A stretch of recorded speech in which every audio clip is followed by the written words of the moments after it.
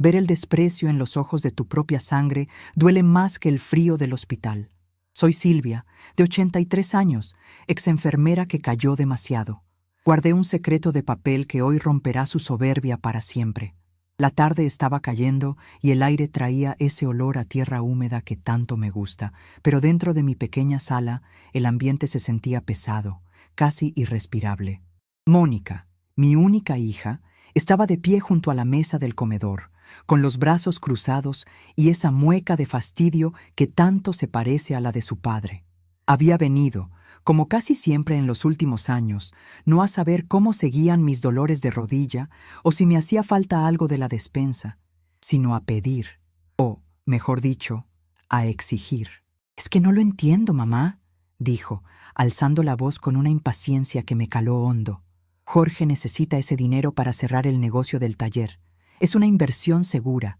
Tú tienes tus ahorros, tienes la pensión que te dejó el hospital y vives en esta casa que ya está pagada. ¿Para qué quieres guardar tanto? Siempre has sido igual de amarrada. Una tacaña que prefiere ver sufrir a los suyos antes de soltar un centavo».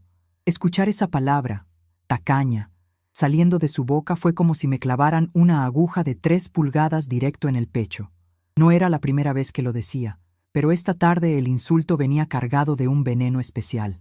Mónica tiene 42 años, una vida resuelta y un desprecio absoluto por el esfuerzo que costó construir el piso que hoy pisa.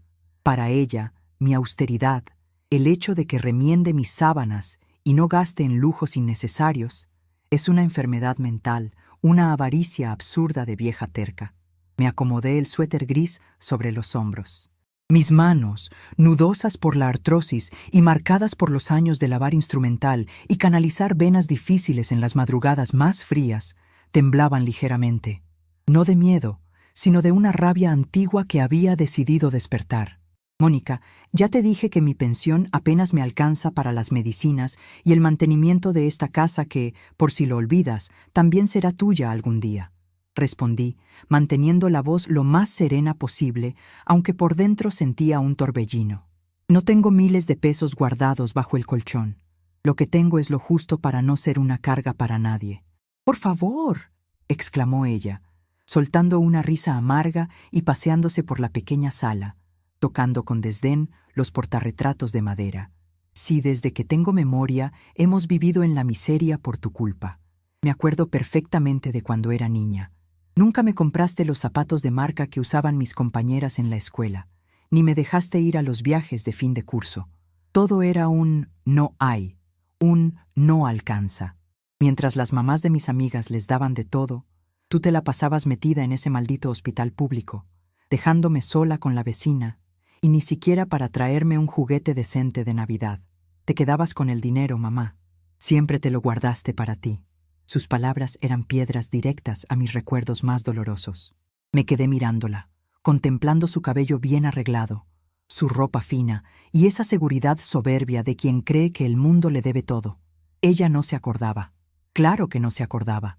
Tenía apenas 6 años cuando la vida se nos puso de cabeza, y yo me encargué de que el dolor físico no se mezclara con la angustia de la pobreza, aunque para lograrlo tuviera que deshacerme la existencia. En su memoria distorsionada, su infancia fue una época de carencias dictadas por el egoísmo de una madre fría. No recordaba las fiebres que la hacían delirar, ni las noches enteras que pasamos en la sala de terapia intensiva pediátrica, donde el aire olía a cloroformo y a desesperación. «¿De verdad crees que me guardaba el dinero, Mónica?», le pregunté, sintiendo cómo se me secaba la garganta. «Y si no, ¿en qué te lo gastabas?», me retó, plantándose frente a mí con la barbilla en alto. «Papá se fue cuando yo era una bebé y nunca nos dio nada, ¿de acuerdo?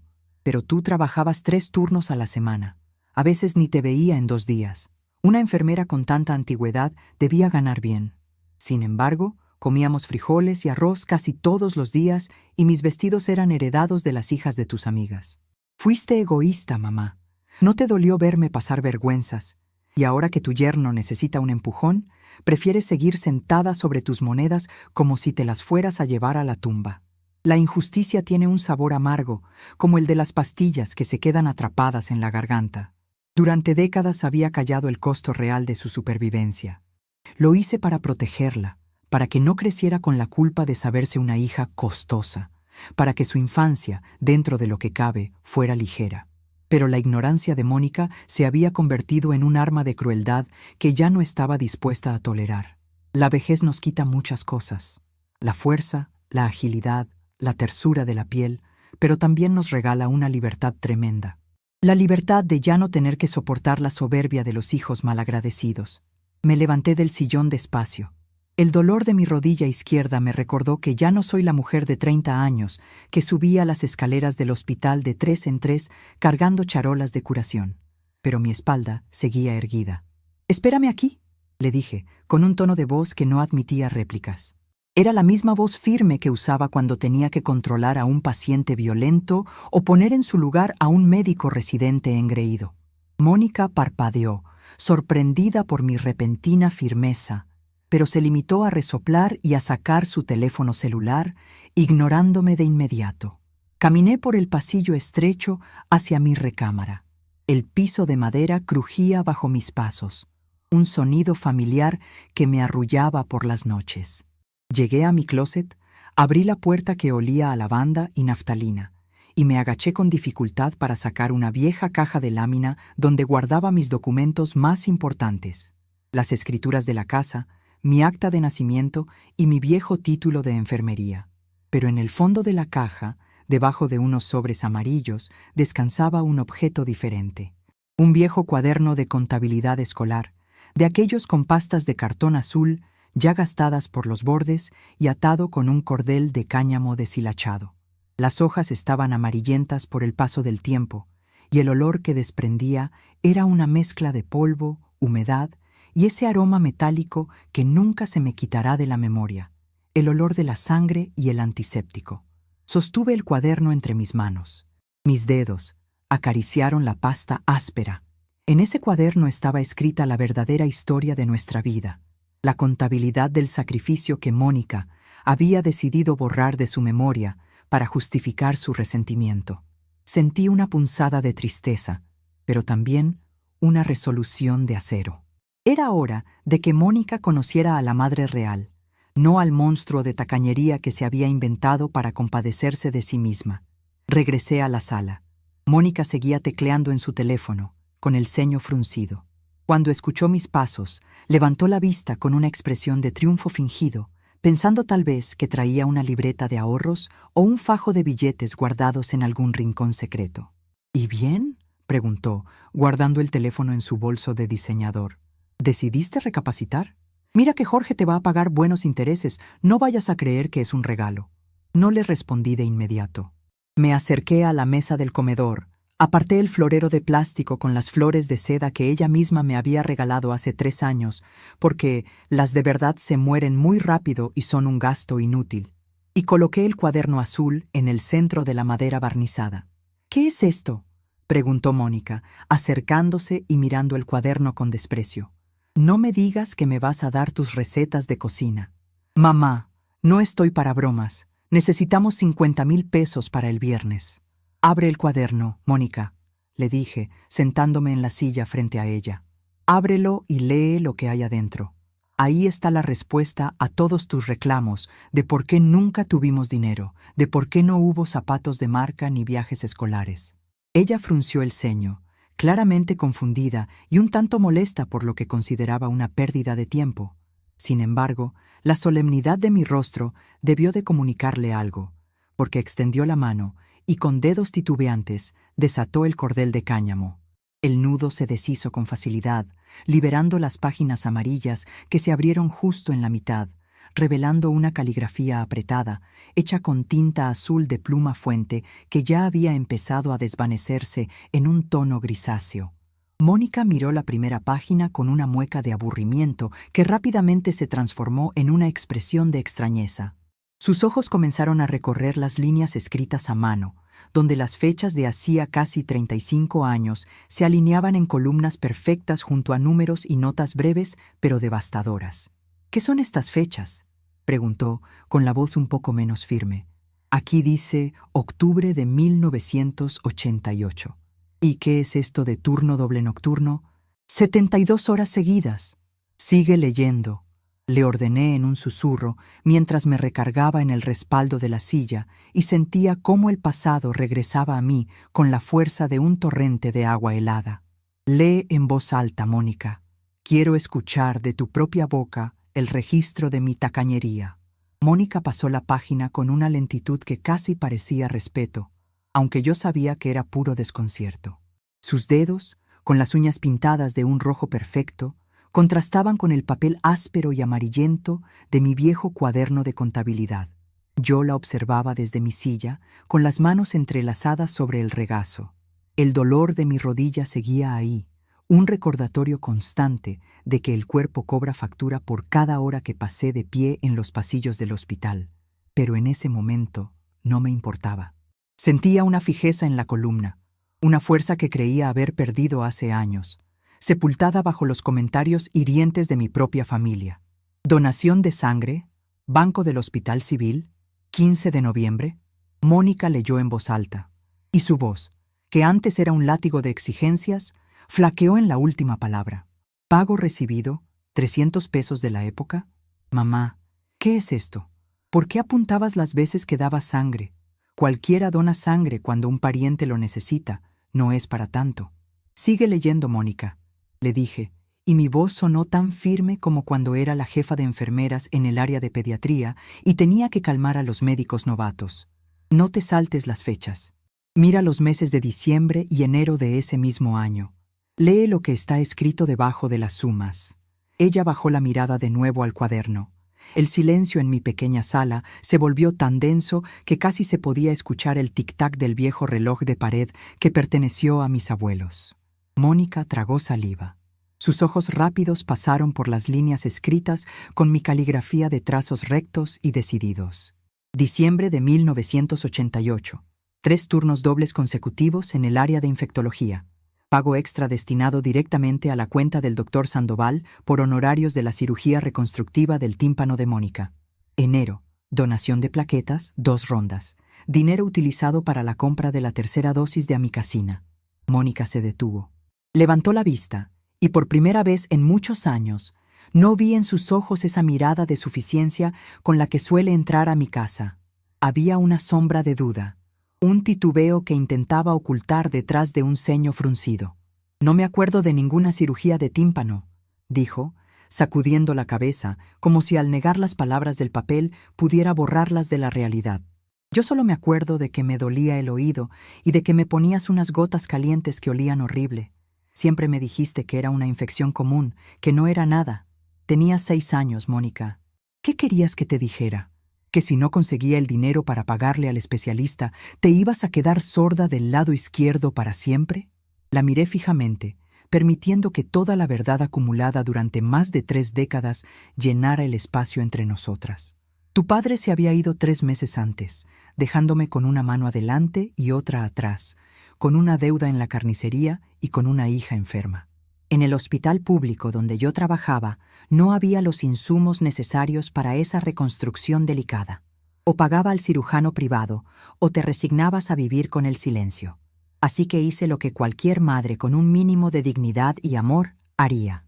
Vendí lo único que me quedaba: mi tiempo, mi descanso y mi propia sangre. Mónica soltó el cuaderno sobre la mesa como si las hojas quemaran. Se levantó de la silla, visiblemente alterada, y comenzó a caminar de un lado a otro por el espacio estrecho de la sala. Sus tacones altos resonaban contra el piso de madera, un ruido molesto que rompía la paz de mi hogar. «Esto es un chantaje», dijo, con la voz temblorosa, intentando recuperar el control de la conversación. «Me estás sacando cosas de hace 1000 años solo para no prestarle el dinero a Jorge. Lo de la cirugía, bueno, qué lástima que pasáramos por eso, pero era tu obligación como madre. Para eso me tuviste, ¿no? Para cuidarme. No tienes por qué echármelo en cara ahora que soy una mujer adulta y que necesito tu apoyo. Lo que pasó en el pasado se queda en el pasado.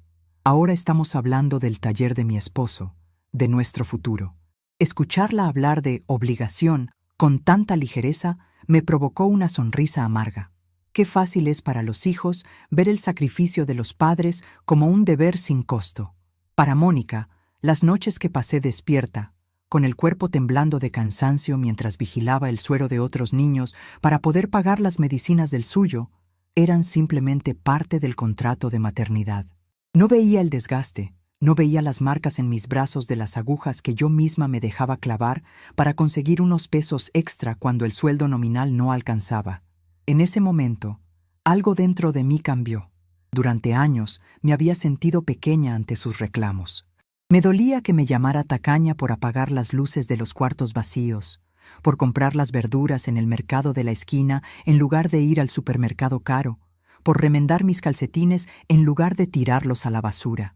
Había llegado a creer que tal vez mi hija tenía razón, que la pobreza de mi juventud me había dejado una cicatriz de avaricia que no podía borrar. Me sentía culpable por no poder darle los lujos que ella veía en las casas de sus amigas. Pero al verla allí de pie, defendiendo la supuesta inversión de su esposo Jorge, un hombre que no ha mantenido un trabajo estable en los últimos 5 años y que solo sabe gastar lo que no tiene, me di cuenta de mi verdadero poder. Yo no era una vieja indefensa y tacaña que acumulaba monedas por puro placer enfermizo. Yo era la mujer que había sostenido la vida de esa niña con la fuerza de mis propios músculos y la resistencia de mi espíritu. Mi austeridad no era una enfermedad, era mi armadura. Gracias a esa disciplina que ella tanto criticaba, yo no le debía un solo peso a nadie. Esta casa donde vivía estaba libre de hipotecas. Mi pensión, aunque modesta, me permitía comprar mis medicinas sin tener que estirar la mano ante ella ni ante su marido. El poder de la vejez no radica en la fuerza física, sino en la claridad de la mente y en la falta de miedo al qué dirán. Ya no tenía que complacerla para ganarme su amor. Un amor que, ahora lo veía con total nitidez, siempre había estado condicionado a lo que yo pudiera ofrecerle materialmente. «Siéntate, Mónica», le dije. Mi tono no era de enojo, sino de una autoridad absoluta que no permitía réplicas. Ella me miró, sorprendida por la frialdad de mi voz. Intentó sostener la mirada, pero la firmeza de mis ojos cansados la obligó a desviar la vista. Con un bufido de frustración, volvió a sentarse en la silla de madera, cruzando las piernas y los brazos en una actitud defensiva. «No voy a discutir contigo sobre lo que es o no es una obligación», continué, acercando el cuaderno hacia mí y pasándole la mano por la portada gastada. «Pero sí vamos a hablar de recursos y de realidades. Tú vienes aquí a pedirme 50,000 pesos como si fuera una cantidad que tengo guardada en una taza de té en la cocina. Me llamas egoísta porque no quiero desfalcar mi cuenta de ahorros para dársela a un hombre que no sabe lo que es ganarse la vida con el sudor de su frente». «Jorge trabaja mucho, mamá», interrumpió ella, a la defensiva. «El taller tiene mucho potencial. Solo necesita este último empujón para comprar la maquinaria de alineación y balanceo. Jorge ha tenido 3 negocios con mucho potencial en los últimos 4 años, Mónica», le recordé sin levantar la voz. «El negocio de las hamburguesas que duró 3 meses, la distribuidora de productos de limpieza que terminó en demanda y ahora este taller, donde se la pasa tomando cerveza con sus amigos mientras el único mecánico que tiene hace todo el trabajo. Tú no vienes a pedirme un apoyo económico. Vienes a pedirme que patrocine, una vez más, la irresponsabilidad de tu marido». Mónica abrió la boca para protestar, pero la callé levantando una mano. El movimiento fue tan decidido que se quedó muda, con los labios entreabiertos. «Déjame hablar», le ordené. «Durante años me he quedado callada para no tener problemas contigo. He aguantado tus desplantes, tus visitas rápidas donde solo vienes a quejarte de tu vida y a decirme que soy una vieja amarrada porque no te compro los muebles nuevos que quieres o porque no le pago las colegiaturas de la preparatoria a mi nieto Santiago.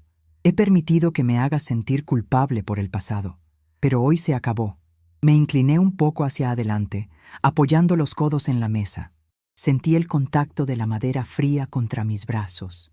Este cuaderno que tienes frente a ti es la prueba de lo que cuesta el dinero de verdad. Cada peso que hay en mi cuenta de ahorros representa una noche de desvelo, un dolor de espalda que no me dejó dormir, una humillación que tuve que soportar de los médicos jefes en el hospital para que no me corrieran. Representa también la sangre que saqué de mi cuerpo para que tú pudieras respirar bien y escuchar el mundo. Ese dinero no es para el taller de Jorge. Es mi seguro de vida para cuando yo no pueda valerme por mí misma. Es lo que va a pagar la enfermera que me cuide cuando mis piernas ya no me sostengan, porque sé muy bien que tú no vas a estar aquí para cambiarme los pañales o para darme de comer en la boca». Las palabras flotaron en el aire de la sala, pesadas y definitivas. Mónica se puso pálida. La acusación directa de que no cuidaría de mí en mi vejez pareció golpearla en el orgullo, pero no pudo negarlo. Ambas sabíamos que era la verdad. Ella estaba demasiado ocupada con su vida, con sus apariencias y con sus propios problemas como para hacerse cargo de una anciana enferma. «¿De verdad piensas eso de mí?», preguntó, con la voz apagada, un hilo de resentimiento mezclado con una extraña vergüenza. «No lo pienso, Mónica. Lo sé», respondí con una serenidad que a mí misma me asombró. «Lo sé, porque cada vez que te llamo para contarte que me duele la cadera o que el doctor me cambió la dosis de la presión, me cambias de tema a los 2 minutos para hablarme de los problemas de tu casa o del viaje que quieres hacer a la playa. La vejez nos vuelve invisibles para los hijos, a menos que tengamos algo que ofrecerles. Mientras sea la abuela que cuida a los niños o la madre que presta dinero, existo. Si no, soy solo un estorbo que vive en una casa vieja y que se niega a morirse para dejar la herencia». Mónica bajó la cabeza. Sus manos comenzaron a juguetear con la correa de su bolso de marca, ese bolso que probablemente había comprado a plazos para aparentar una riqueza que no tenía. Por primera vez en la tarde, su postura no era de ataque, sino de derrota. Yo me sentía extrañamente ligera. Era como si me hubiera quitado un abrigo de lana mojada que llevaba cargando sobre los hombros durante décadas. El dolor de la injusticia seguía ahí, pero ya no me paralizaba. Había recuperado mi voz, la misma voz que usaba cuando coordinaba las emergencias en el hospital, cuando la vida de las personas dependía de mi rapidez y de mi temple. Miré el cuaderno azul. Las hojas amarillentas contenían la historia de una mujer fuerte, no de una víctima. Y esa mujer seguía viva dentro de mí, oculta debajo de las arrugas y del cabello blanco. «No te voy a dar los 50,000 pesos, Mónica», le dije, cerrando el cuaderno con un golpe seco que hizo que ella diera un pequeño brinco en la silla. «Ni un solo centavo de mis ahorros va a ir a parar a las manos de Jorge para que lo tire en sus proyectos fracasados. Ese dinero se queda donde está, protegiéndome a mí». Mónica levantó la vista. Esperaba ver la habitual rabieta, los gritos de indignación o las lágrimas de manipulación a las que estaba acostumbrada, pero lo que encontré en su rostro fue algo diferente. Había una mezcla de frustración y de una naciente comprensión que intentaba abrirse paso a través de su egoísmo. Sin embargo, el orgullo es una hierba mala que no se arranca con un solo jalón. «Entonces, ¿me vas a dejar sola en esto?», preguntó, con un tono de voz que pretendía ser de víctima. «¿Prefieres quedarte con tu dinero en el banco antes de ayudar a tu única hija? Eres fría, mamá, siempre lo has sido». Me levanté de la silla despacio, apoyando las manos en el borde de la mesa para equilibrar el peso de mi cuerpo. Me quedé de pie frente a ella, mirándola desde mi estatura cansada pero digna. «No te estoy dejando sola, Mónica. Te estoy dejando vivir las consecuencias de tus decisiones», le respondí con una calma que parecía de hielo. «Si tu esposo necesita dinero, que trabaje un turno doble, como lo hice yo. Que venda su coche, que done sangre, o que busque un empleo de verdad en lugar de estar jugando al empresario a costa de los ahorros de una anciana. Tú ya eres una mujer de 42 años. Es hora de que empieces a pagar tus propias facturas, así como yo pagué las tuyas cuando nadie más estaba para ayudarnos». Mónica se quedó mirándome, con los labios apretados y los ojos llenos de una rabia contenida. Pero detrás de esa rabia, por primera vez, vi un destello de respeto, el reconocimiento de que la anciana que tenía enfrente ya no era la presa fácil a la que podía manipular con reproches del pasado. Tomé el cuaderno azul entre mis manos, apretándolo contra mi pecho como si fuera el escudo que me protegería de cualquier tormenta futura, y me preparé para el siguiente paso de este enfrentamiento que apenas comenzaba. El amanecer llegó con un frío espeso que me caló hondo en las articulaciones, pero por primera vez en muchos años no me dolió el alma al despertar. Me quedé un momento acostada en mi cama, escuchando el canto de los primeros pájaros y el silbato lejano del panadero que pasaba en su bicicleta. Durante décadas, abrir los ojos había sido el inicio de una rutina de culpa silenciosa, un recordatorio constante de que, según mi única hija, yo había sido una madre insuficiente, una mujer fría que prefería contar centavos antes que regalarle la infancia de ensueño que ella creía merecer. Pero esa mañana todo se sentía distinto. El peso de la culpa se había esfumado la tarde anterior, justo en el momento en que cerré aquel viejo cuaderno azul de contabilidad sobre la mesa del comedor.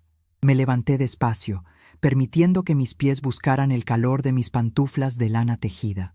Fui directo a la cocina y preparé un café cargado, de esos que huelen a rancho y que despiertan hasta las ideas más dormidas.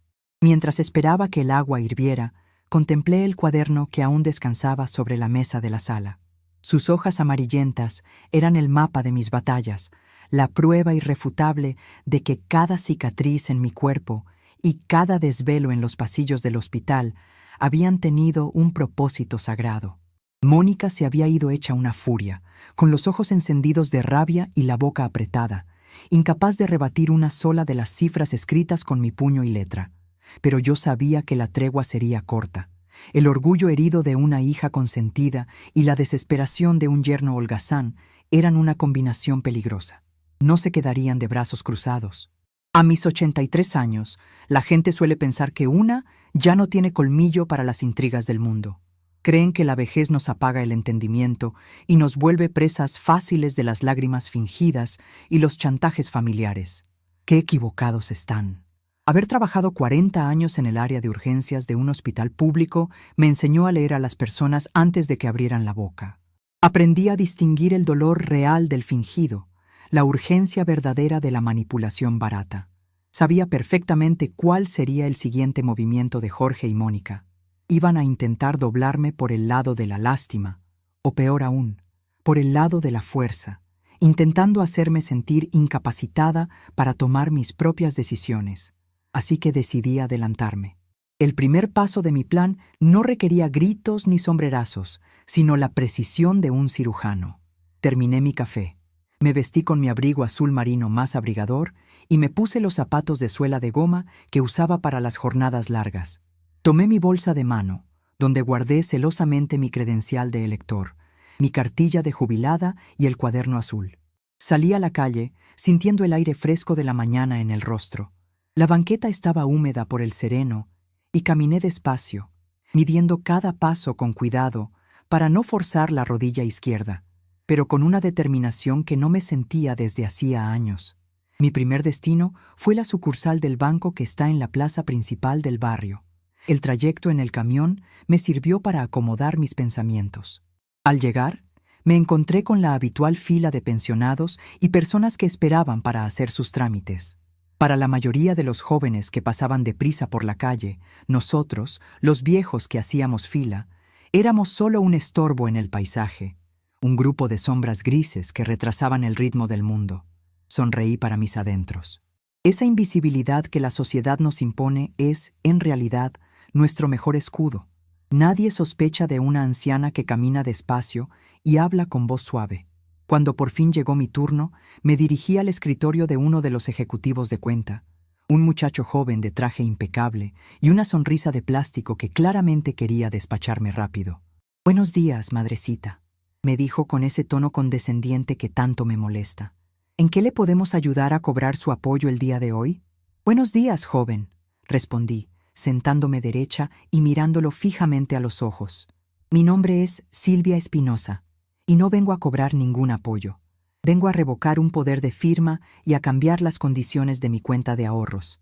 El muchacho parpadeó, sorprendido por la firmeza de mi voz y por el uso correcto de los términos financieros.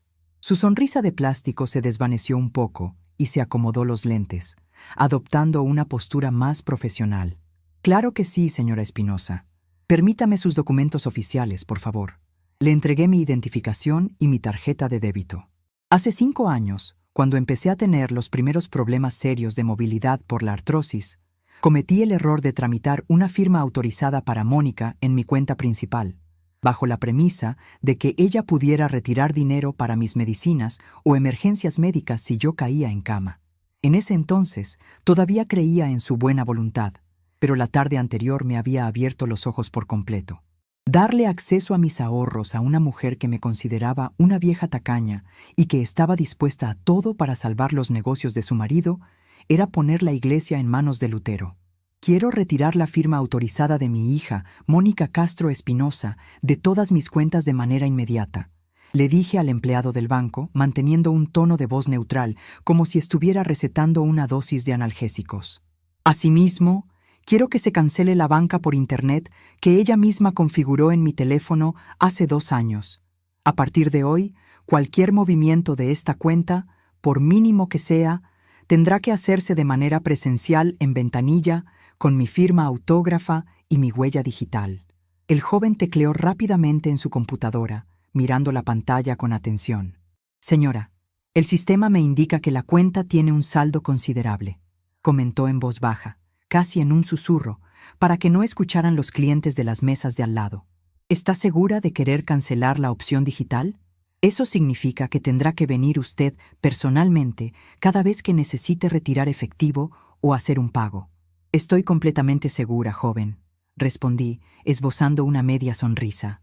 Mis piernas todavía me traen hasta aquí, y prefiero cansarme los pies caminando que cansarme el alma sabiendo que alguien está disponiendo de lo que me costó una vida de trabajo. El trámite tomó casi 1 hora. Tuve que firmar varios papeles, poner mi huella digital en un lector óptico 3 veces y esperar a que el gerente de la sucursal autorizara la revocación. Cada vez que mi dedo índice presionaba el cristal del lector, sentía que estaba recuperando un pedazo de mi territorio, que estaba levantando una muralla de piedra alrededor de mi tranquilidad. Cuando el muchacho me entregó los comprobantes de la cancelación, respiré aliviada. Mis ahorros, aquellos que Mónica codiciaba para comprar la maquinaria de alineación de Jorge, estaban ahora bajo 7 llaves. Al salir del banco, el sol ya calentaba la plaza. Decidí que no era momento de descansar. Me dirigí a la pequeña ferretería de don Tomás, un hombre de mi edad que tiene su negocio a 3 cuadras de mi casa. Su local es de los antiguos, con cajones de madera repletos de tornillos, olor a aceite de motor y herramientas colgadas en las paredes. «Doña Silvia», me saludó con alegría al verme entrar. «¡Qué milagro tenerla por aquí! ¿En qué le puedo servir? ¿Otra vez falló la llave del fregadero?» «No, don Tomás, hoy es algo diferente.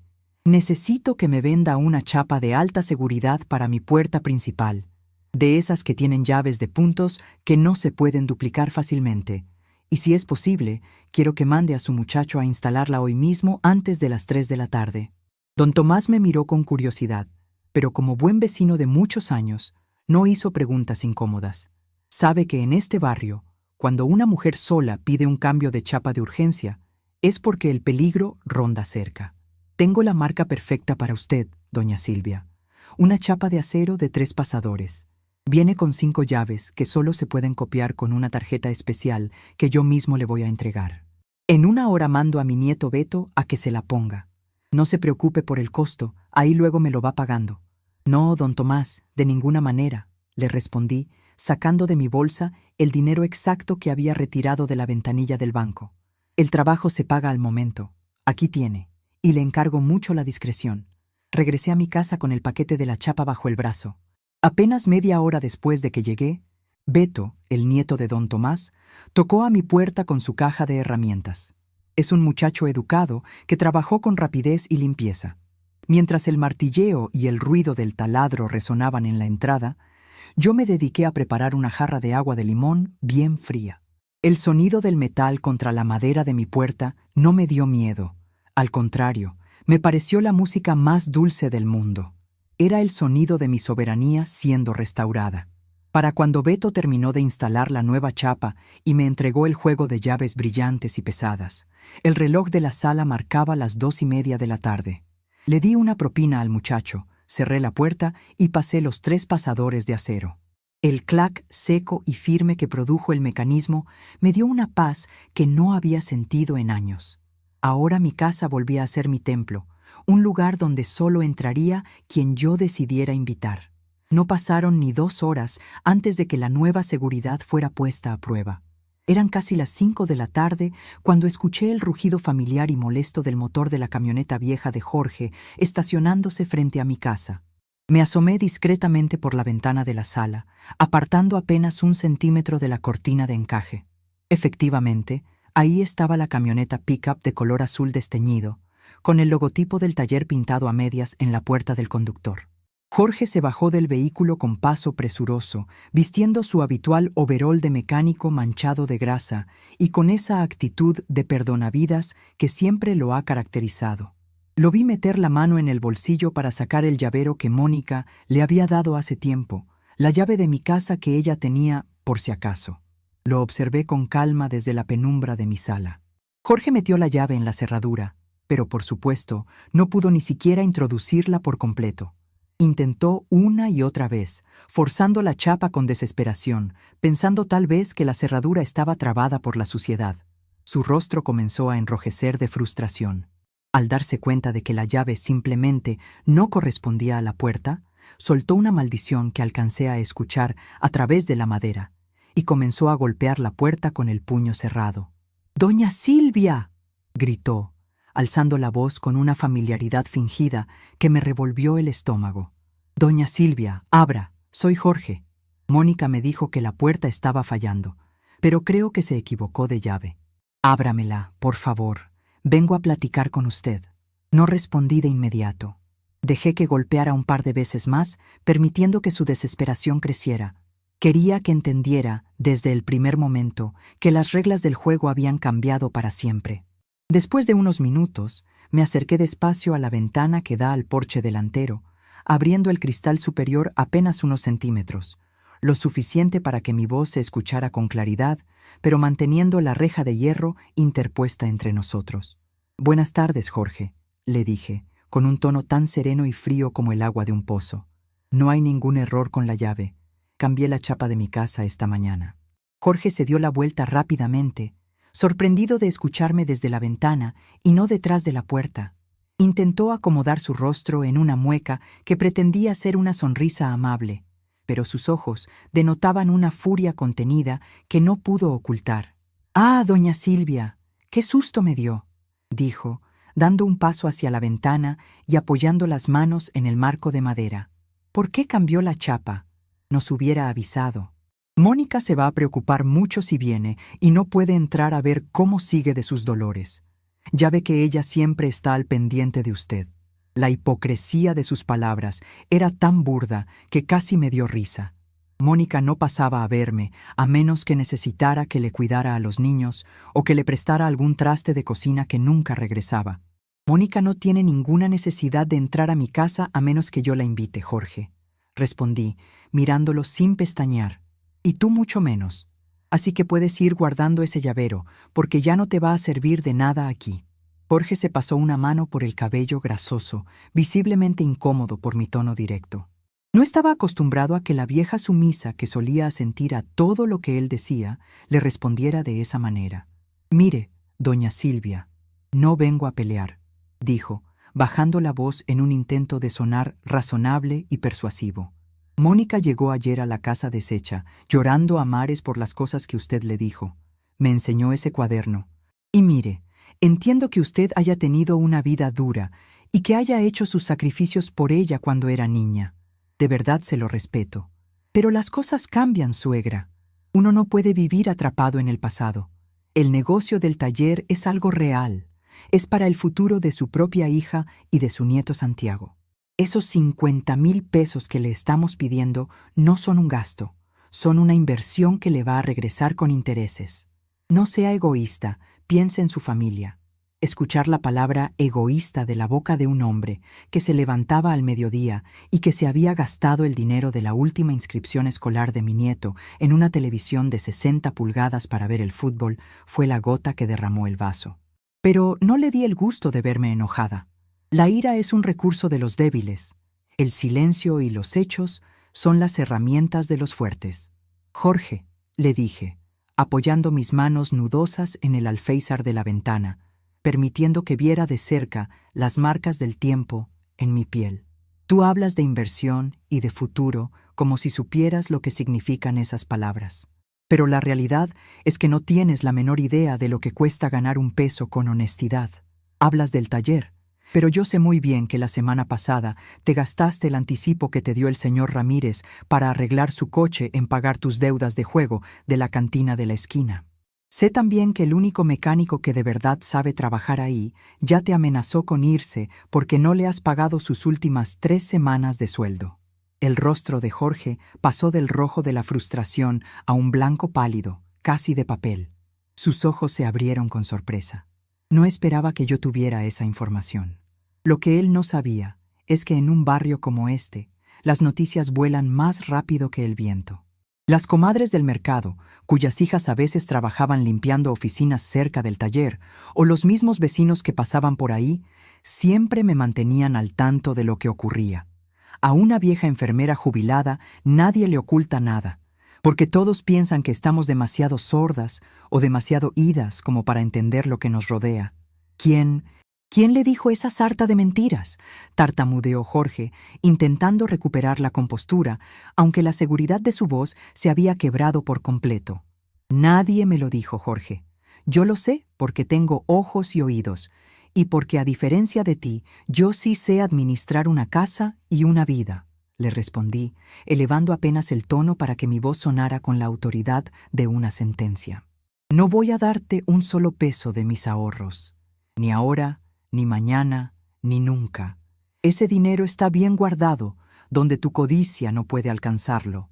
Y si Mónica está llorando, que llore por haber elegido a un hombre que prefiere venir a mendigarle sus ahorros a una anciana antes de ponerse a trabajar como Dios manda. «Usted no tiene derecho a meterse en mi matrimonio», exclamó Jorge, perdiendo por completo la fachada de hombre educado y dando un golpe en la reja de hierro de la ventana.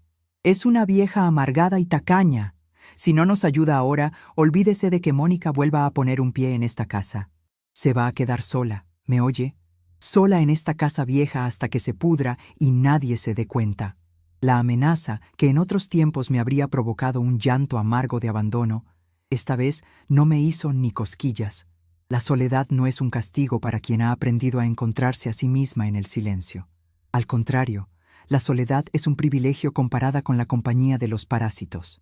Prefiero 1000 veces quedarme sola con mi dignidad, Jorge, que mal acompañada por gente como tú, le respondí, mirándolo con un desprecio tan absoluto que pareció encogerlo físicamente.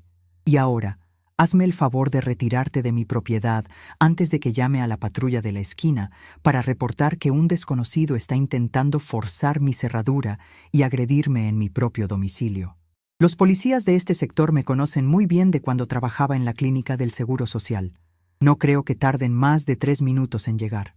Jorge me miró con una mezcla de odio y de miedo. Sabía que no estaba bromeando. Sabía que una llamada mía al comandante del sector, que había sido mi paciente por una herida de bala hace 10 años, sería suficiente para meterlo en un problema serio. Dio un paso atrás, soltando una risa amarga y nerviosa para intentar salvar lo que le quedaba de orgullo. «Está bien, doña Silvia. Quédese con sus malditos pesos», escupió las palabras con rabia, dando media vuelta hacia su camioneta. «Pero acuérdese de esto cuando necesite que alguien le traiga un vaso de agua o la lleve al hospital, a ver si su cochino dinero se levanta de la cuenta para cuidarla». Se subió a la camioneta de un salto, azotando la puerta con tanta fuerza que pensé que el vidrio se iba a romper. Encendió el motor con un estruendo y arrancó a toda velocidad, dejando una nube de humo negro y pestilente en la calle. Cerré la ventana despacio y pasé el pestillo de madera. El silencio volvió a reinar en mi pequeña sala, un silencio limpio, liberado de la presencia de la codicia y el resentimiento. Me acerqué a la mesa, tomé el viejo cuaderno azul entre mis manos y lo apreté contra mi pecho. Sentí los latidos de mi corazón, firmes y rítmicos, el motor de una mujer que había decidido no dejarse pisotear por nadie más. Caminé hacia la cocina para calentar lo que quedaba de mi café.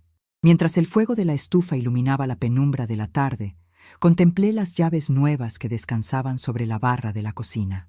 Había ejecutado mi plan de manera silenciosa, sin necesidad de recurrir a la violencia de las palabras hirientes ni a los gritos desesperados. Había cortado los hilos con los que pretendían moverme como a una marioneta indefensa. Sabía que esto no terminaría aquí, que Mónica vendría después con lágrimas de arrepentimiento o que usaría a mi nieto Santiago como escudo para ablandar mi corazón, pero yo ya estaba lista. Había redescubierto mi fuerza y ya no había vuelta atrás. El polvo pareció asentarse en la calle justo después de que la camioneta de Jorge se perdió de vista, dejando tras de sí un eco de lámina vieja y un olor pestilente a diésel quemado. Me quedé un momento junto a la ventana, con la mano apoyada en el marco de madera, mirando cómo el crepúsculo de la tarde pintaba el cielo de un tono naranja cenizo. Mis manos no temblaban. A mis 83 años, uno pensaría que un enfrentamiento de esa magnitud me habría dejado con el corazón desbocado y la presión por los cielos, pero no fue así. Sentía una calma profunda, casi gélida, como la que experimentaba en mis años de hospital cuando un paciente en estado crítico finalmente entraba a quirófano y la suerte ya estaba echada. Sabía perfectamente que esto era apenas el inicio. Un hombre como Jorge, acorralado por sus propias deudas, sus mentiras y esa flojera crónica que intentaba disfrazar de mala suerte, no se iba a quedar conforme. Y Mónica, que había construido toda su vida sobre la idea de que su madre era una mina de oro tacaña que le debía el mundo entero, no tardaría en reaccionar al verse desarmada. Pero yo ya no era la vieja sumisa que agachaba la cabeza para evitar que su hija se fuera enojada. Había recuperado mi voz, y con ella el control de mi propio territorio. Esa noche dormí con una tranquilidad que no recordaba haber sentido en décadas. No hubo pesadillas con los pasillos fríos de la clínica, ni esa angustia sorda que me despertaba a las 3 de la mañana pensando si el dinero de la pensión alcanzaría para el impuesto predial o las pastillas del corazón. Me levanté al amanecer, cuando el cielo apenas se teñía de gris. Preparé un café de olla bien cargado con un trozo de canela, barrí la banqueta con calma y regué los helechos del porche. Sabía que la tormenta venía en camino, pero yo ya tenía el paraguas bien abierto. Cerca de las 11 de la mañana, el teléfono de la sala interrumpió el silencio con su timbre chillón. Me acerqué despacio, apoyando el peso en mi pierna derecha para no lastimar la rodilla mala, y levanté el auricular. «¿Doña Silvia?» «Habla Rogelio, del banco». La voz del subgerente de la sucursal sonaba inusualmente baja, casi en un susurro conspirativo. Rogelio era un buen muchacho. Su madre había sido mi compañera de turno en el área de pediatría hace muchos años, y desde entonces nos guardábamos un aprecio sincero. «Qué bueno que la encuentro en casa, señora. Quería avisarle de algo delicado que acaba de pasar aquí en la oficina». «Dime, Rogelio». «Te escucho», respondí, acomodándome el auricular contra la oreja. «Ayer por la tarde, poco antes de que cerráramos, vino su yerno, el señor Jorge. Traía una solicitud para un crédito de liquidez con garantía hipotecaria sobre su casa. Presentó una copia del poder notarial que su hija Mónica tenía registrado en su cuenta y unos documentos donde supuestamente usted autorizaba poner la propiedad como aval del préstamo. Un frío ligero me recorrió la nuca, pero mi mente se mantuvo clara y fría. ¿Y qué pasó, muchacho? Pues que gracias a Dios usted vino en la mañana a revocar todas las firmas y a cancelar la banca digital», explicó Rogelio, soltando un suspiro de alivio. «En cuanto el sistema detectó la alerta de cancelación presencial que firmamos ayer, el trámite se bloqueó en automático. Le dije a su yerno que las firmas no coincidían y que necesitaba llamarla a usted directamente para confirmar la operación. El hombre se puso como energúmeno, me arrebató los papeles de la mano y se salió maldiciendo. Doña Silvia, ese hombre estaba intentando embargar su casa sin que usted se diera cuenta. Tenga mucho cuidado». Le agradecí a Rogelio su lealtad y colgué el teléfono. Me quedé sentada en el sillón, contemplando las flores de plástico de la mesa. La rabia que sentí no era una rabia ciega, sino una indignación lógica. Jorge había intentado despojarme del único techo que tenía, usando la confianza que alguna vez deposité en mi propia hija.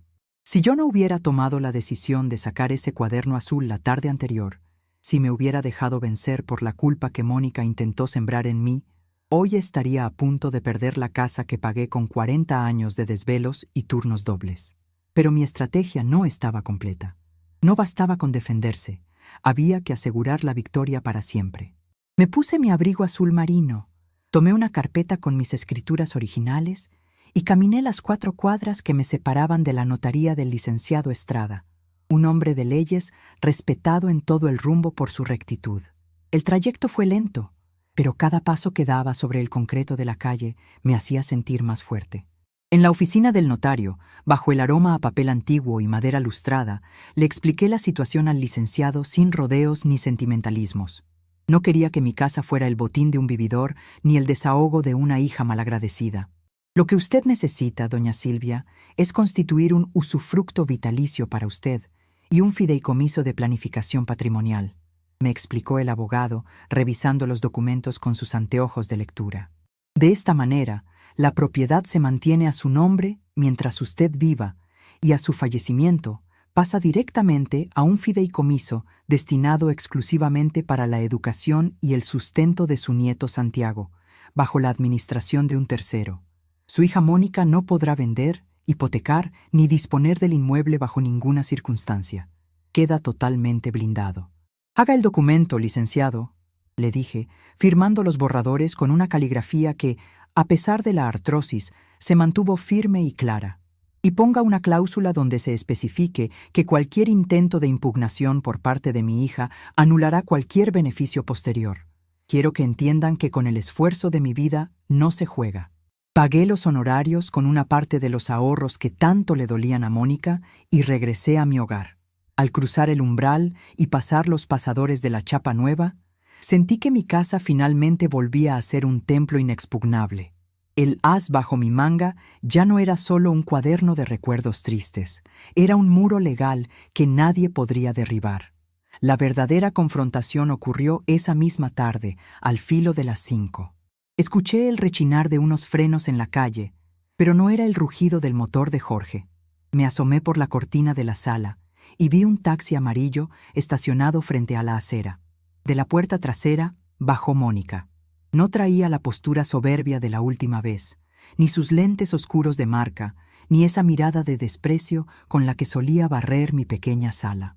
Caminaba con la cabeza baja, los hombros caídos y una carpeta arrugada bajo el brazo. Parecía una mujer vencida por el peso de su propia realidad. Subió los 3 escalones del porche y tocó a la puerta. No fueron los golpes secos y violentos de su marido, sino un llamado suave, tembloroso, casi temeroso. «¿Mamá?» Su voz se escuchó apagada a través de la madera. «Mamá, por favor, ábreme. Necesito hablar contigo». «¿Por favor?» Me paré detrás de la puerta, manteniendo la distancia. No iba a facilitarle las cosas. El respeto no se regala a quien ha pasado años pisoteándote. Se gana demostrando que los límites son reales. «¿Qué vienes a buscar, Mónica?», le pregunté con voz neutra. «Si vienes por el dinero de Jorge, ya sabes la respuesta. Y si vienes a gritarme, te sugiero que te des la vuelta». «No, mamá, no es por el dinero». Jorge se fue. El llanto quebró su voz de inmediato, un sollozo ahogado que se filtró por las rendijas de la puerta. «Se fue anoche. Tuvimos una pelea horrible. Por favor, déjame entrar. Estoy sola, mamá». Deslicé los 3 pasadores de la chapa nueva. El sonido del metal al abrirse fue fuerte, un recordatorio físico de que el acceso a mi vida ahora tenía condiciones. Abrí la puerta a la mitad, mirándola desde mi estatura cansada pero erguida. Mónica tenía los ojos hinchados, el maquillaje corrido y la ropa arrugada. Al verme dio un paso atrás, sorprendida quizás por la frialdad de mi mirada. «¡Pasa!», le dije haciéndome a un lado. Ella entró y se sentó en la orilla del sillón, como si fuera una visita extraña en la casa donde creció. Dejó la carpeta sobre la mesa, justo al lado del viejo cuaderno azul que yo todavía no había guardado. Se cubrió el rostro con las manos y comenzó a llorar con un sentimiento que no le había visto desde que era una niña pequeña y se raspaba las rodillas en el patio. Fui a la cocina, le serví un vaso de agua fría y se lo puse enfrente. No me senté a su lado para consolarla. Me quedé de pie, observándola con la distancia de quien ya ha visto demasiadas tragedias en una sala de urgencias como para conmoverse con el primer llanto. «Bebe un poco de agua y habla con claridad», le ordené. Mónica tomó el vaso con manos temblorosas y bebió un trago largo. Luego levantó la vista, mirándome con una mezcla de vergüenza y desesperación. Jorge me confesó todo anoche, mamá, dijo con la voz entrecortada. Estaba furioso porque no pudo conseguir el dinero. Me gritó que por mi culpa íbamos a perder el taller, que yo no servía para nada porque no podía convencer a mi propia madre de soltar unos centavos. Y luego se le salió. Me dijo que ya tenía todo listo en el banco para sacar un préstamo usando tus escrituras, que solo le faltaba una firma que pensaba falsificar o conseguir de alguna manera porque yo tenía el poder de la cuenta. Me dijo que si tú no hubieras ido ayer a cambiar todo, hoy ya tendríamos el dinero en la mano. Se le escapó un sollozo amargo y apretó los puños. Me dolió tanto, mamá. Me di cuenta de que el hombre con el que he vivido los últimos 15 años estaba dispuesto a dejarte en la calle con tal de tapar sus deudas de juego y sus malos negocios. Cuando le reclamé, cuando le dije que era un miserable, me dio una bofetada, tomó sus cosas y se largó en la camioneta. Dijo que se iba del estado, que no pensaba quedarse a pagar las deudas del taller y que yo me las arreglara como pudiera con los acreedores. Escuché su relato sin parpadear. No sentí lástima por Jorge. Los hombres cobardes siempre huyen cuando el agua les llega al cuello, pero sentí una profunda satisfacción de ver que el Belento que Mónica había defendido con tanta soberbia, finalmente se había desmoronado ante sus propios ojos. ¿Y qué esperabas de un hombre que nunca ha sabido lo que es ganarse el pan con el sudor de su frente, Mónica? Le pregunté, manteniendo la voz firme. Te lo advertí muchas veces, pero para ti mis advertencias eran solo los sermones de una vieja amargada que no quería ver triunfar a tu marido. Tenías razón, mamá, dijo ella, bajando la cabeza, las lágrimas goteando sobre el vaso de agua. Tenías razón en todo. Ayer, después de que él se fue, me quedé sola en la casa. No podía dormir. El silencio era horrible. Así que abrí tu cuaderno, el cuaderno que me dejaste en la mesa. Mónica estiró la mano y tocó la pasta azul del viejo cuaderno de contabilidad con una delicadeza que nunca antes le había visto. Lo leí todo, mamá, página por página. Vi las fechas, vi las anotaciones de las donaciones de sangre. Busqué en mis propios recuerdos y me di cuenta de que la cicatriz que tengo detrás de la oreja izquierda no fue por una caída, como siempre me dijiste. Fue la cirugía reconstructiva que me salvó el oído.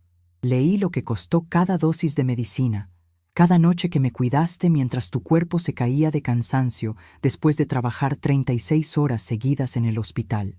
Se tapó la boca con la mano, ahogando un grito de dolor. Toda mi vida creí que éramos pobres, porque tú eras tacaña, porque preferías guardar el dinero antes de comprarme un juguete o un vestido bonito. Me llené de un coraje absurdo, comparándome con mis amigas de la escuela.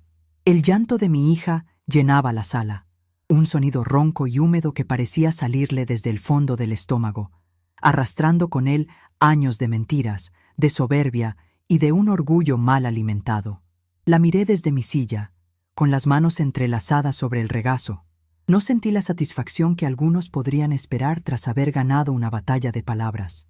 Lo que sentí fue una tristeza honda, gris como la tarde que se apagaba afuera, pero también una firmeza que no me iba a permitir dar un paso atrás.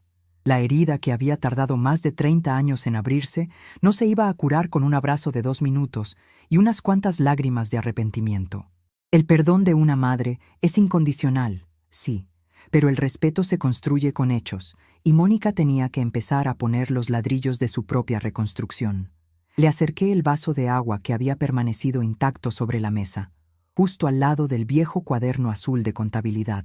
Sus hojas amarillentas parecían testificar en silencio, con sus columnas de números apretados y anotaciones de sangre, que la vida no regala nada, que todo lo que vale la pena se paga con el cuerpo o con el alma. Toma un trago, Mónica, le dije, con esa voz pausada que usaba en el hospital cuando tenía que darle una mala noticia a un familiar, pero necesitaba que se mantuviera entero. Llorar no va a pagar las deudas del taller ni va a hacer que Jorge regrese a asumir sus responsabilidades. Tienes 42 años y un hijo de 17 que te está mirando. Es hora de que te limpies la cara y empieces a ver la realidad de frente, sin los lentes de la fantasía que te construiste. Mónica tomó el vaso con dedos temblorosos. Bebió un sorbo pequeño, tragando con dificultad, como si el agua fría le calara en el pecho. Me miró con unos ojos que ya no tenían rastro de aquella altanera mujer que el día anterior me había llamado tacaña en mi propia mesa. ¿Cómo pudiste, mamá?, susurró, con la voz rota. ¿Cómo pudiste cargar con todo esto tú sola sin decirme nada? ¿Por qué me dejaste pensar que eras una mujer fría?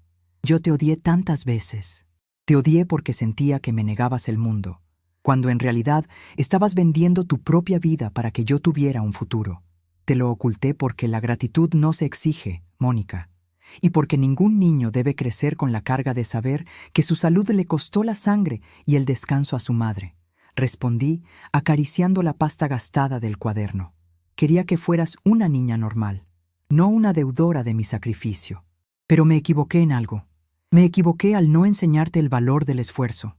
Al querer protegerte de la pobreza, te convertí en una mujer que creía que las cosas caían del cielo, o que era obligación de los demás resolverle la vida. Tu padre se fue porque era un cobarde, y tú elegiste a un hombre igual de cobarde porque era lo más fácil. Pero el dinero fácil no existe. Todo tiene un precio. Mónica bajó la cabeza, permitiendo que un par de lágrimas más cayeran sobre la mesa de madera. La carpeta arrugada que traía bajo el brazo contenía los estados de cuenta del taller, las notificaciones de embargo y las cartas de los acreedores que Jorge había dejado como único legado antes de huir. Jorge me dejó en la ruina, mamá, confesó en un murmullo lleno de vergüenza. Debe más de 200,000 pesos. Los proveedores ya vinieron a amenazarme. No tengo cómo pagar, no tengo trabajo, y Santiago tiene que entrar a la preparatoria el próximo mes. No sé qué hacer. Te juro que no vengo a pedirte dinero. Ya entendí que tus ahorros son sagrados. Solo tengo miedo de terminar en la calle con mi hijo. Me levanté de la silla despacio. La rodilla me dio un aviso doloroso, pero ignoré el pinchazo con la disciplina de quien ha pasado media vida ignorando el cansancio físico. Caminé hacia el trinchador de la sala, abrí el cajón de arriba y saqué la carpeta que me había entregado el licenciado Estrada esa misma mañana en la notaría. Regresé a la mesa y la coloqué frente a ella, encima del cuaderno azul. «Abre esa carpeta, Mónica», le ordené. Ella me miró con desconcierto, pero obedeció. Sus ojos recorrieron el papel membretado, las firmas notariales y los sellos oficiales que daban fe del nuevo destino de mi patrimonio. «¿Qué es esto?», preguntó, frunciendo el ceño mientras leía las cláusulas escritas con un lenguaje legal estricto. «Eso es el blindaje de esta casa», le expliqué, sentándome de nuevo frente a ella. «Esta mañana constituí un usufructo vitalicio a mi favor. Mientras yo viva, nadie puede sacarme de aquí, ni vender ni hipotecar esta propiedad. Pero también creé un fideicomiso. A mi muerte, la casa no pasará a tus manos para que la uses como garantía de los negocios fallidos de ningún hombre. Pasará directamente a un fideicomiso destinado única y exclusivamente a la educación universitaria y el sustento de mi nieto Santiago. El administrador de ese fideicomiso será el banco, bajo la supervisión de un tercero de mi entera confianza. Tú tendrás derecho a vivir aquí con él, pero no podrás tocar un solo ladrillo para venderlo o rentarlo». Mónica leyó el documento 2 veces, como si intentara encontrar una grieta en la muralla de palabras. Al terminar, dejó los papeles sobre la mesa y me miró con una expresión de absoluto vacío.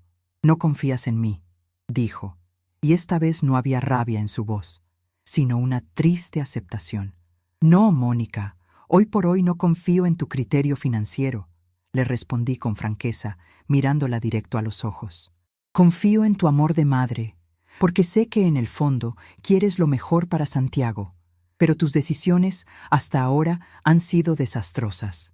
Permitiste que un vividor intentara falsificar mi firma para robarme el techo que me costó 40 años de trabajo. No puedo arriesgar el futuro de mi nieto dejándolo en manos de tu debilidad por los hombres malos. Este documento es para protegerte a ti también, aunque ahora no lo entiendas. Nadie podrá presionarte para que firmes un papel que ponga en riesgo tu hogar, porque legalmente ya no tienes el poder de hacerlo». Mónica guardó silencio durante un largo rato. El tic-tac del viejo reloj de pared parecía marcar el paso de una era que se derrumbaba para dar paso a algo nuevo. Finalmente, asintió con la cabeza, una inclinación lenta y humilde que representaba su primera lección de madurez. «Tienes razón», dijo, limpiándose las mejillas con el dorso de la mano. «Si tuviera la casa a mi nombre, probablemente habría cedido ante las amenazas de los acreedores de Jorge. Gracias por proteger a Santiago, mamá. Él no tiene la culpa de nuestros errores. Ahora hablemos de lo que sigue. Continué, tomando el control de la situación con la misma seguridad con la que organizaba los turnos en el hospital. No te voy a dar los 50,000 pesos para las deudas de Jorge. Ese dinero se va a quedar en el banco para pagar mis medicinas y para asegurar que, si un día caigo en cama, no tenga que depender de tu caridad ni de tu tiempo.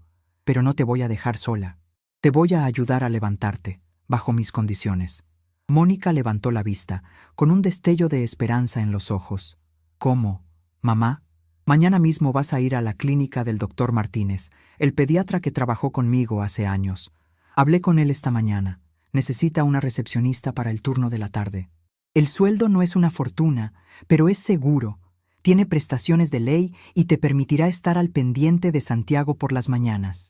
El trabajo es cansado, hay que lidiar con mamás preocupadas y médicos con mal carácter, pero sé que tienes la capacidad de hacerlo si dejas de lado tu orgullo.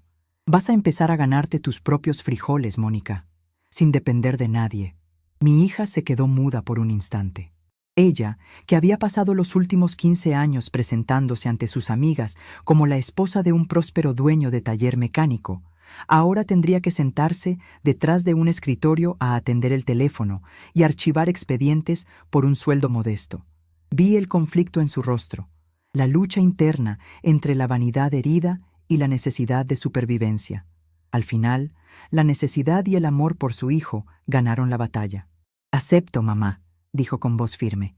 «Mañana mismo voy a ver al doctor Martínez». «Muy bien. Y hay otra condición», añadí señalando la carpeta de sus deudas. «Vas a vender esa camioneta vieja que Jorge dejó estacionada en tu casa. Con lo que te den, vas a pagar las deudas más urgentes de los proveedores del taller.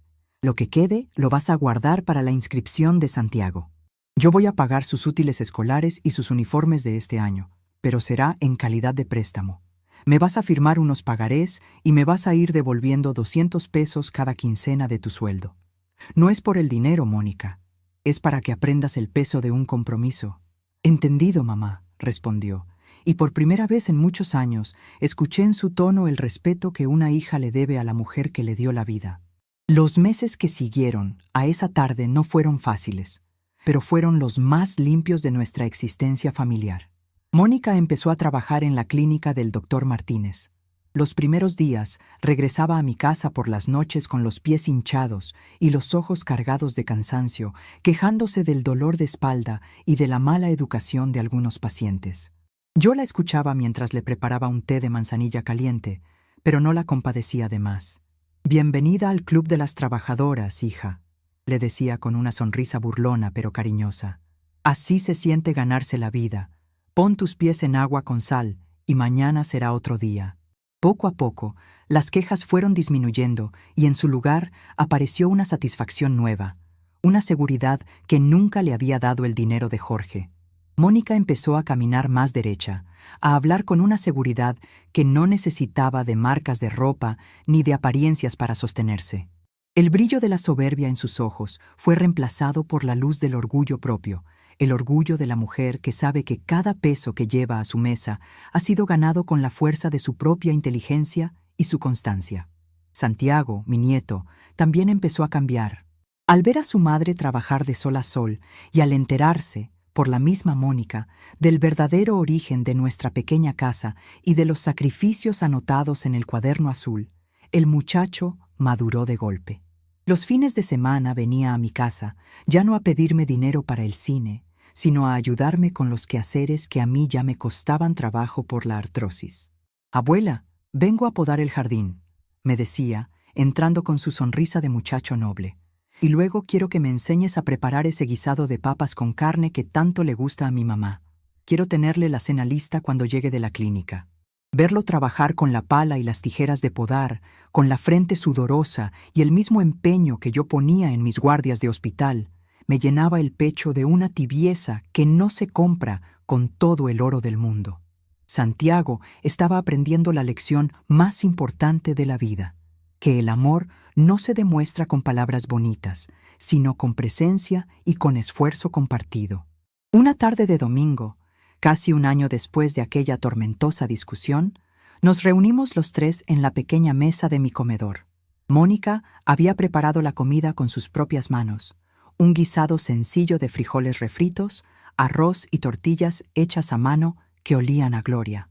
Era la misma comida que ella solía despreciar cuando era joven, llamándola comida de pobres, pero que ahora disfrutaba con un apetito limpio y agradecido. Antes de empezar a comer, Mónica sacó de su bolso un sobre amarillo y lo colocó frente a mí, al lado de mi plato. «¿Qué es esto, hija?», le pregunté, mirándola sobre mis anteojos de lectura. «Es el último pago de los útiles de Santiago, mamá», dijo con una sonrisa amplia y los ojos brillantes de una emoción legítima. «Con esto saldamos la deuda de los pagarés, 1,700 pesos exactos, ganados con mi trabajo de la clínica». Tomé el sobre entre mis manos nudosas. Sentí el peso del papel, un peso ligero pero cargado de un valor incalculable. Miré a Mónica, contemplando sus manos que ya no lucían las uñas pintadas de salón, pero que tenían esa textura firme de quien trabaja de verdad. Vi en su rostro las pequeñas líneas de expresión que el cansancio y la madurez habían dibujado alrededor de sus ojos, unas líneas hermosas que la hacían parecerse tanto a mí cuando tenía su edad. «Estoy muy orgullosa de ti, Mónica», le dije, y mi voz, siempre firme, tembló un poco por la emoción. «Este es el dinero mejor ganado de toda tu vida». Ella estiró la mano sobre la mesa y tomó la mía, apretándola con una fuerza que me transmitió todo su amor y su agradecimiento. No hubo necesidad de más palabras. El silencio que se instaló entre nosotras ya no era el silencio denso del resentimiento o de la culpa. Era la paz de la reconciliación, la certeza de que el orden de las cosas había sido restaurado.